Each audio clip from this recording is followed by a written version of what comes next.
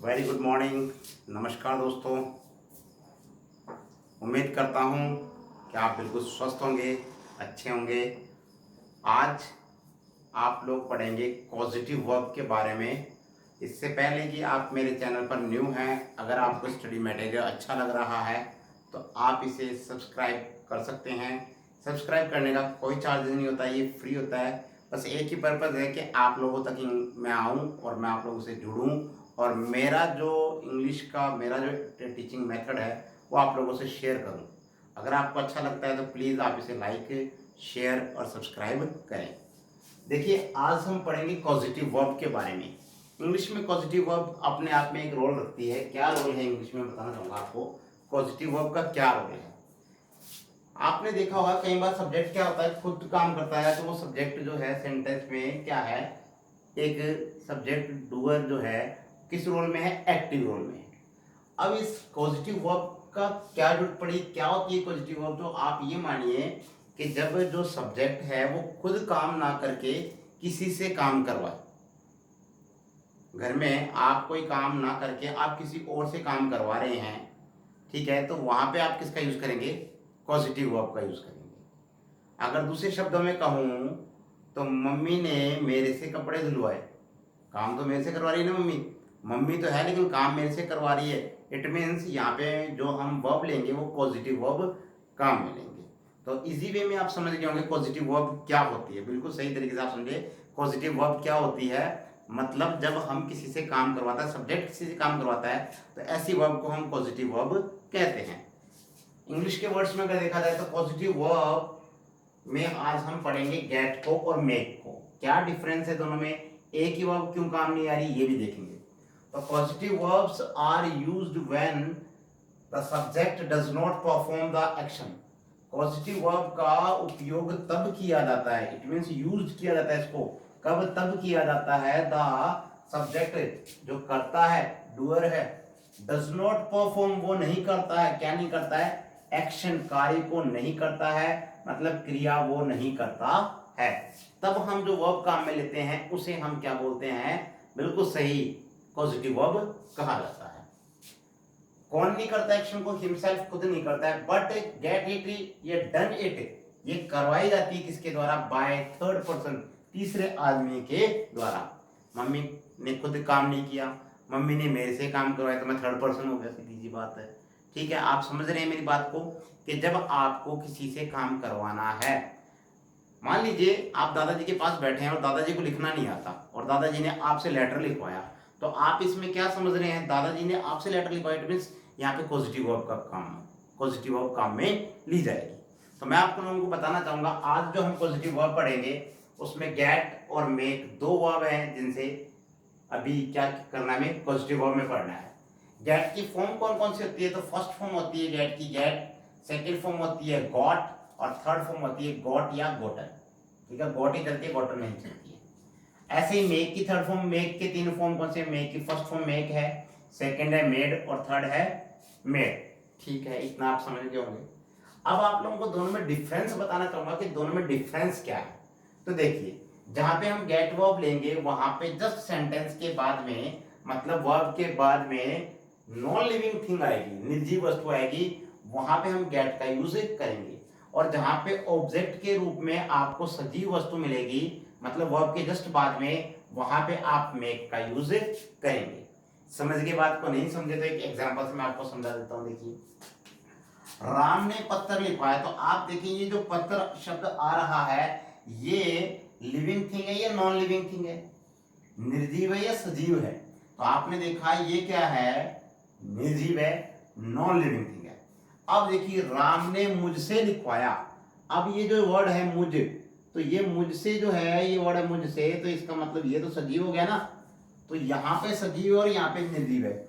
ये सजीव है, इट मीन्स यहाँ पे मेक वाली फॉर्म यूज में लेनी है, और ये निर्जीव है, इट मीन्स यहाँ पे मैं गेट वाली फॉर्म काम में लेनी है। तो क्या करना है, पहले तो ये देखना है कि यहाँ पे टेंस कौन सा आ रहा है, या लास्ट में आते ही इसका मतलब यहाँ पे हो गया पास्ट सिंपल टेंस। कौन सा टेंस हो गया, पास्ट इंडेफिनिट या पास्ट सिंपल टेंस हो गया। इसमें सबसे पहले आपको सब्जेक्ट लिखना, तो सब्जेक्ट कौन है आपका, राम। कौन है सब्जेक्ट, राम। अब उसके बाद में आपको गेट की फॉर्म लेके आनी है। तो यहाँ पे लिखवाया मतलब पास्ट टेंस हो गया, और पास्ट टेंस में यहाँ पे हम वर्ब की सेकंड फॉर्म काम में लेते हैं, और वर्ब गेट की सेकंड फॉर्म क्या हो गई, गॉट हो गई। ठीक है, समझ में आ गया इतना आराम से। ठीक है, आगे देखते हैं। उसके बाद में जो ऑब्जेक्ट है वो लाना है। तो राम ने क्या लिखवाया, लेटर। तो अब हम यहाँ पे क्या लिख देंगे, राम गॉट द लेटर। इसके बाद में अब आपके दिमाग में आ रहा होगा कि सर ये लिखवाया वर्ड कहां पर है।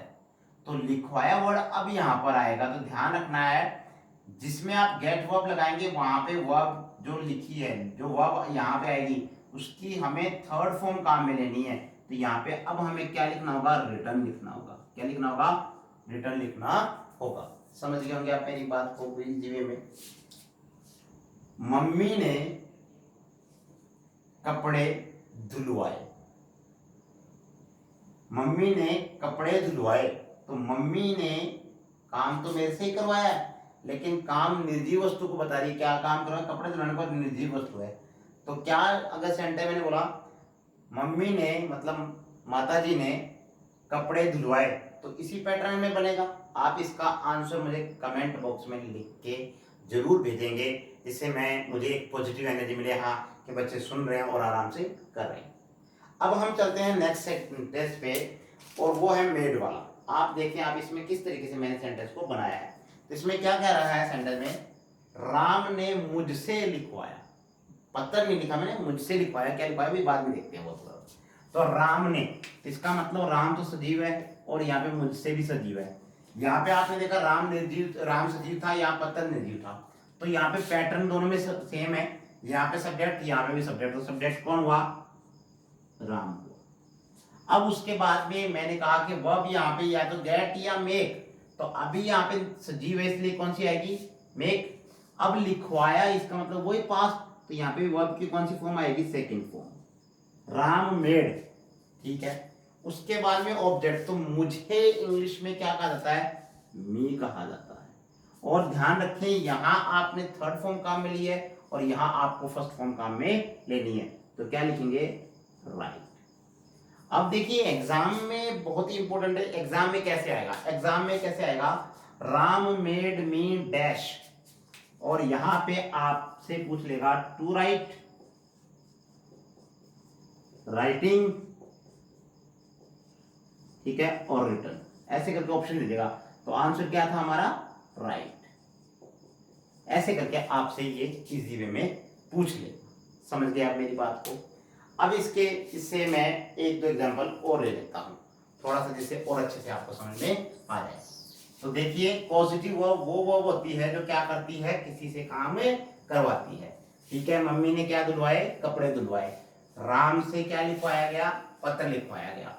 ठीक है, ऐसे करके आपने क्या किया, पॉजिटिव वर्ब के बारे में जानकारी प्राप्त की। अब जैसे हम और लिख लें, अगर जैसे मैं कोई लेटर वो कुछ लिखना चाहूं, तो क्या लिखते हैं, राम ने मुझसे लिखवाया, हमने ले लिया। ठीक है, माँ ने मेरे से कपड़े धुलाए, आप लिख सकते हैं। अब मान लीजिए मैं एक एग्जांपल लेता हूं,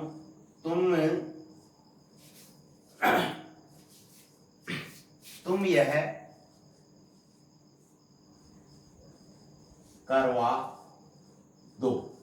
अब आपको ध्यान देनी, दो जो है दीजिए और दो इंपेरेटिव सेंटेंस है। दो और दीजिए कौन सा सेंटेंस है, इंपेरेटिव सेंटेंस है। दो या फिर ये कौन सा है, इंपेरेटिव। तो अभी आपने यह के लिए इंग्लिश में सजीव है, निर्जीव है, निर्जीव। तो तुमको क्या बोलेंगे इंग्लिश में, यू। उसके बाद में कौन सी फॉर्म, ये करवा दो। तो यहाँ पे भी तो गेट ही तो आएगा, क्योंकि फर्स्ट फॉर्म है। ठीक है, गेट। उसके बाद में आपने देखा गेट लिखने के बाद में आपने देखा कि निर्जीव है, तो क्या लिखेंगे, इट। और इसके बाद में थर्ड फॉर्म क्या रहेगी, डन। बस हो गया सिंपल सी वे में, यू गेट इट डन। अब मैं आप लोगों से चाहूंगा कि मैं 3 एग्जांपल आपको लिख देता हूं, आप इन्हें अपने कमेंट बॉक्स में जरूर लिख के बताएं। तो पहला सेंटेंस है, माँ ने मेरे से कपड़े धुलवाए। दूसरा सेंटेंस है, पत्नी ने मुझसे खाना बनवाया। जी हाँ, पत्नी ने मुझसे खाना बनवाया। अगर आप लिखना चाहते हैं तो पत्नी ने मुझसे लॉकडाउन में खाना बनवाया। आप इसका भी एक मुझे सेंटेंस बना के भेजेंगे। और राधा ने कृष्ण को नचवाया। ठीक है, राधा ने कृष्ण को नचवाया। ऐसे करके आप इन सेंटेंस को पूरा करेंगे। और इस तरीके से उम्मीद करता हूँ कि आपको ये वीडियो बहुत अच्छा लगा होगा। आशा करता हूँ आपको पसंद आएगा। आगे और ज़्यादा इन्फॉर्मेशन के लिए आप मेरे चैनल को प्लीज़ सब्सक्राइब जरूर करें। Thank you so much. खुश रहें, मुस्कुराते रहें, दुनिया में खुशियाँ बांटते रहें। इन्हीं शुभकामनाओं के साथ मैं अलविदा लेना चाहूँगा। जय हिंद, जय भारत।